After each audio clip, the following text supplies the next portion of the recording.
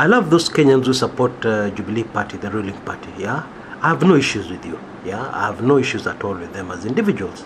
Yeah, as I report, my issues is with corruption. My issues is with evil, extrajudicial killings. My issue is with propaganda. Yeah, by a few people within the government. Okay, that has got nothing to do with my relationship with Jubilee supporters. Yeah, and that is the crux of the problem. Yeah, let me backtrack a bit so that. Let me back up a bit so that you understand where I'm coming from. Now, I have a lot of these dear friends who are in Club 1999. I have a lot of others who are on my various mailing lists. Yeah, and very frequently I get very, very strong verbal attacks from some of them. Some of them abusive, some of them polite, and they tell me, Chris, you used to be so neutral. Nowadays you're so biased. Yeah, you're so much against Jubilee. You hate Jubilee so much. You hate Uhuru Kenyatta so much. Gosh. And I'm doing my job. Okay, now let me tell you what has happened. Yeah, and I'll illustrate it very, very clearly so that we all understand where we're going from. You don't need to be a journalist to know how journalists work, yeah, or journalistic ethics. You don't need that. I'll just simplify it so that we all understand, because I appreciate we're all in different professions. Okay, now I went AWOL from journalism and from politics kabisa. Yeah. In my mind, I had, that was it. I had done the Kumekucha blog for almost a decade at that time, and I just felt that I had done enough. I had contributed. I had done my bit. So I walked out into the sunset, believing, going to do other things, completely leaving politics. Yeah, and I made a very big effort to leave. Yeah. Now, what happened, of course, was that I was brought back into politics. I was kicking and screaming, but I believe God Himself brought me back into politics. Yeah. That's a story for another day, but the long and short of it is that I did not want to come back.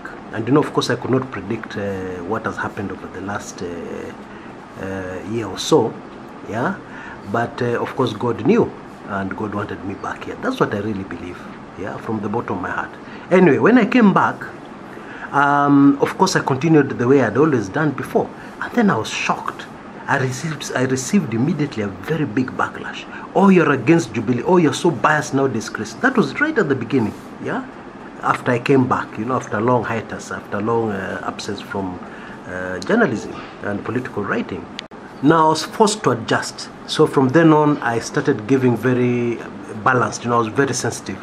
Yeah, when I wrote something critical about the government, I made sure that I balanced it.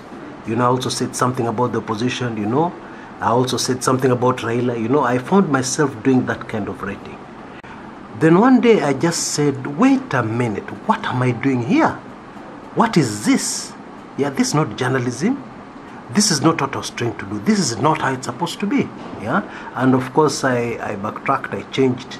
And indeed, if you take a look at taking my recordings in this channel, especially the early ones, you will notice that very clearly. You will notice that actually what I was doing was not journalism, and it was not reporting, okay, in a few of the very, very early ones, okay.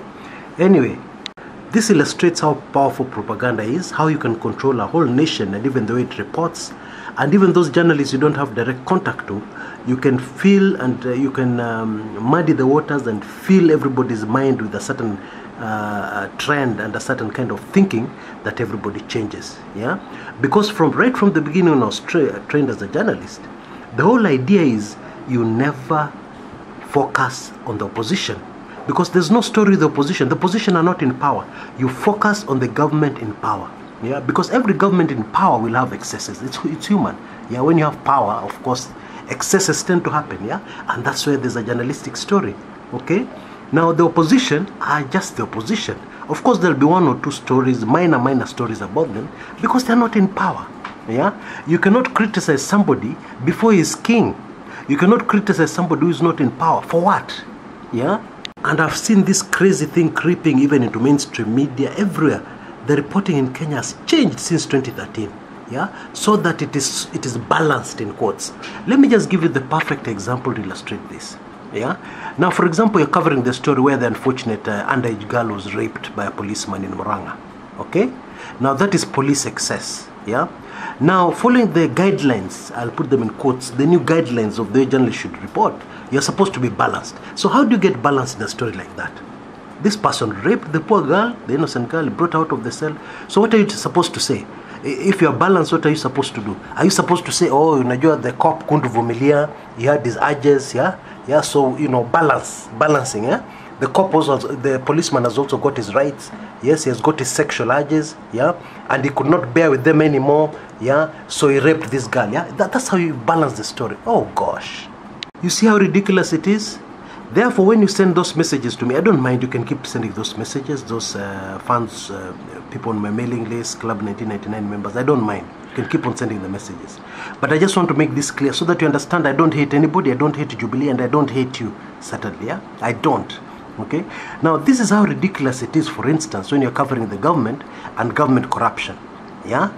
According to many Kenyans, these Kenyans who are Jubilee supporters, you're supposed to say the government is corrupt, but then also the opposition, if they're given a chance, they'll also be corrupt. Gosh, the opposition are not in power. Yeah, you focus on the government of the day. Yeah, in fact, there are more than enough stories there. There's more than enough work trying to investigate the cover-ups and everything. And then the opposition, one day when it comes to power, you'll focus on them. That's how it's supposed to work. So this issue of being balanced, oh, Chris, you're unbiased. How am I unbiased? Yeah, is NASA the government of the day? Yeah, are people expecting that I will behave as if there's a government of national, there's a coalition government, and that NASA and Jubilee are in power, therefore I should be balanced? That when I'm reporting criticism of the government, I should also criticize NASA? Gosh. Anyway, I hope now you have seen how powerful propaganda is, how the Jubilee government, a few in the Jubilee government, have been able to turn this thing around so that people are behaving exactly how they want to behave, up to the media are behaving exactly how they want them to behave. And even people who are, people can actually sit down, very educated people, and write an email and say I should be balanced.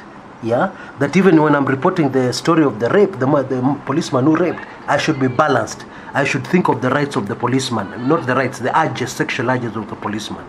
I'm sorry, I don't know how to work like that. Until next time, this is Chris Kumekucha.